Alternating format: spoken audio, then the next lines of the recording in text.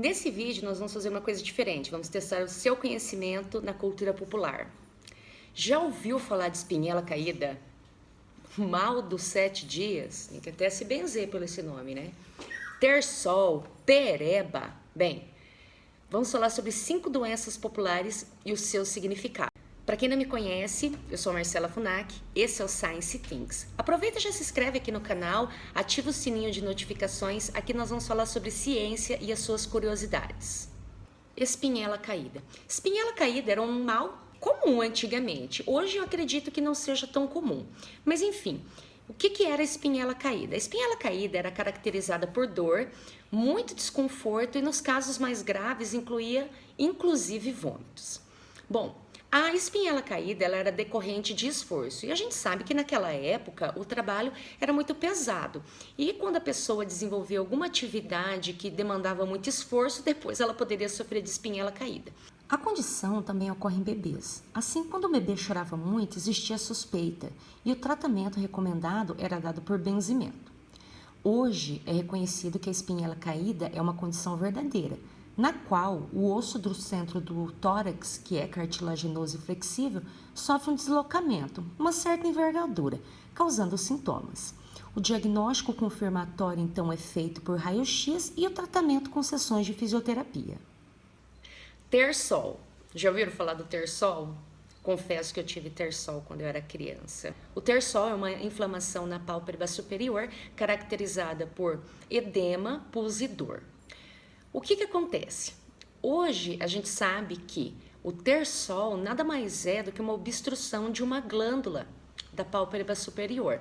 Essa obstrução ela pode ser causada por excesso de oleosidade, mas em casos mais graves ela pode ser uma infecção bacteriana e por isso precisa ser tratada por médico por conta também do uso de antibióticos. Importante, não esprema o terçol. Bico de papagaio. Já ouviu falar? Pergunta aí na sua casa se alguém já ouviu falar. Muito provavelmente seu pai e sua mãe já ouviram falar. Liga para sua avó e pergunta se ela não conhece. O bico de papagaio já é um nome popular mais comum. Mas o que é o bico de papagaio? Mas enfim, na verdade, o bico de papagaio é uma condição que acontece na coluna vertebral. Mais especificamente, acontece um crescimento anormal das vértebras. Isso acaba acontecendo em decorrência da desidratação do disco intervertebral. Na verdade, existe um crescimento do tecido ósseo em torno da articulação, o osteófito, e a doença osteofitose. Importante, pessoas, a osteofitose ou bico de papagaio, ela não tem cura, porém, ela deve ser tratada por médico especialista, porque é ele que vai fazer as devidas recomendações terapêuticas, uma vez que a pessoa que tem a osteofitose vai ter algumas limitações em termos, por exemplo, de exercícios físicos. Agora o tal do mal dos 7 dias. O que era o mal dos 7 dias? Na verdade, era recomendado que a mãe e o recém-nascido ficassem reclusos em casa durante 7 dias, por isso o mal dos 7 dias. Dentre as recomendações incluíam também não receber visitas, a mãe não deveria lavar os cabelos, muito menos comer coisas gordurosas. Ainda bem que os tempos mudaram, né? E a ciência está aqui para isso. Hoje sabe-se que o mal dos 7 dias nada mais era do que uma infecção por Clostridium tetani, ou seja, um micro-organismo causador de tétano. Então, nesse caso, causando o tétano neonatal.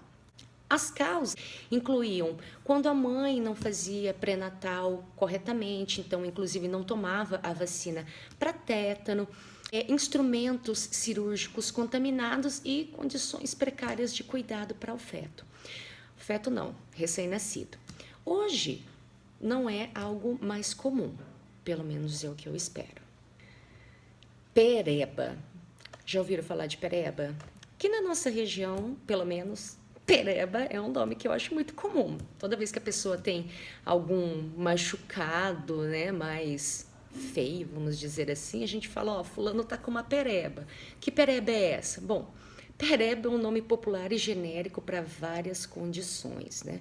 Pode ser uma espinha inflamada, um abscesso, qualquer outro ferimento infeccionado. A questão é, geralmente a gente usa o termo pereba para um machucado muito feio, né? O importante é o seguinte: se esse machucado, espinha, seja o que for, se ela tá com mau aspecto, né? Tem pus, mau cheiro, aquela cara horrorosa, procure o médico, porque significa que é um processo de infecção e você precisa fazer o tratamento adequado, senão pode haver maiores complicações. Já ouviu falar de alguma dessas doenças? Deixa aqui seu comentário se você já sabia, e se você sabe sobre outras doenças, deixa aqui também que de repente ela pode ser tema para um próximo vídeo.